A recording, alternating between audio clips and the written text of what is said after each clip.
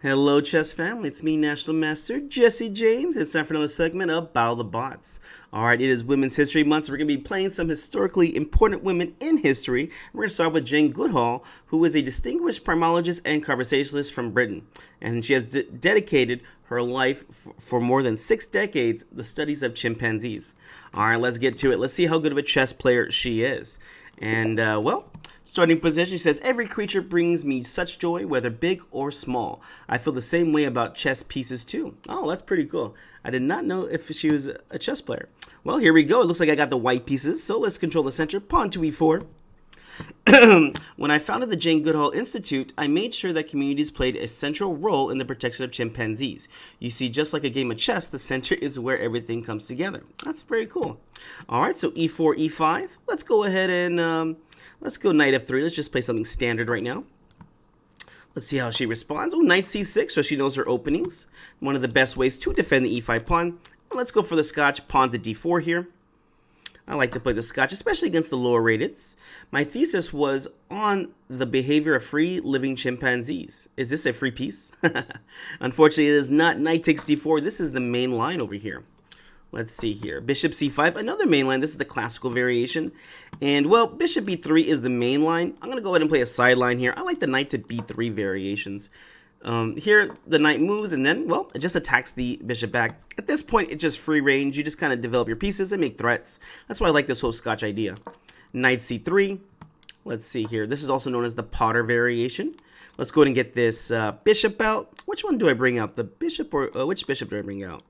This is going to determine which way we will most likely be castling, as it's going to make it faster. I want to play bishop d3, but d5 can be a move. So let's bring this bishop out. Pin it over here. So now d5 cannot be played. This is, if black can achieve d5, especially in these games, they get an equal game. All right, now we can go bishop to d3, because if d5 gets played, knight takes, and there's the pin. Ooh, looks like Jane made her first mistake of the game. And I understand, I see this from a lot of beginners. They play the queen to e8. Well, bishop takes, and now they've just got a messed up king side. All right, double pawns against the king. I like this. Let's get our king to safety. Let's see here. So king h1 ideas. Ooh, what's this, a4? a4 is definitely a move here. Not something I'm going to worry about.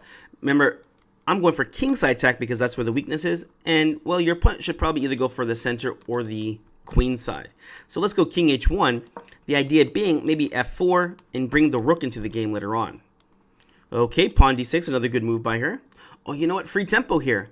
Knight to d5. Here, a very nice double threat. Knight takes b6 and knight takes on f6. See, here, even knight takes b6 is a very good move for me because the double pawns here and an isolated pawn. That's more of an endgame strategy or even middle game. But this knight's so beautiful, I'm going to keep him here just for a little bit longer. And maybe I should just go queen f3 here. Yes, queen f3 makes sense. Queen f3. So developing with the threat and attacking the f6 pawn. And unfortunately, Jane is not doing a good job by defending here. Let's go ahead and take a free pawn. Check. The best. Stop monkeying around, she says. Okay. And let's see here. Maybe queen f4, queen h6 here. I think that's the idea. Let's do that. Queen f4. This is a very strong threat here. If I get this in, it's going to be checkmate. Oof. I don't see how she's going to stop checkmate now other than sacrificing her queen. Here, the h7 made right there. And this is very similar to the Arabian mate. Oop. Yep, she missed it. Queen to c8 here. Looks like we got a little mini here. Queen takes on h7 for check and mate. Remember, guys, before you make your move, always look what your opponent's threatening. She says, I always say that if you don't have hope, why bother? The next game could be my moment to shine. All right, thank you for the game, Ms. Jane Goodall. We will see you in the next one, guys.